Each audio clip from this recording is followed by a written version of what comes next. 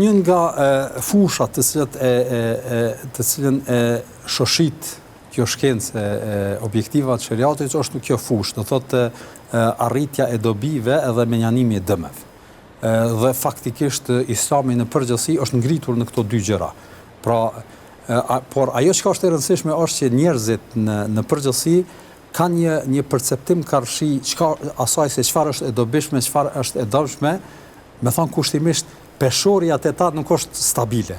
Pra Islami përcakton edhe çfarë është e dëmshme dhe çfarë është e dobishme. Po du me përmend një shembull thjesht me kuptu se çfarë po du me trajtu. Tash neve dim që secili njeri e ka dëshirë sheqerin, domethënë gjërat e ëmbla.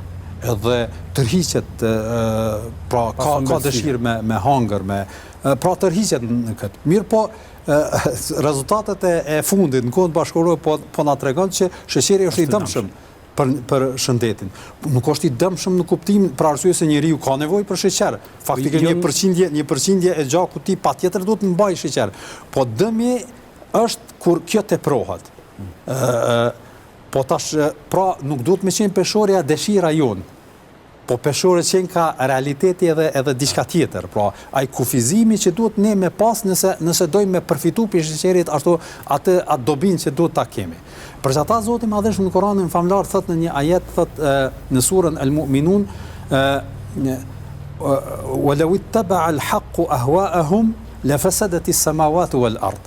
Që po të ishte e vërteta, domethënë po të ishte ajo e vërteta, e sakta, ajo që ata dëshirojnë, atëherë është fjala ato që njerëzit e kanë dëshirë, e kanë epsh, e lakmojnë, atëherë do të shkatërrohej, po thot Allahu i Madhërisht, qiejt dhe toka.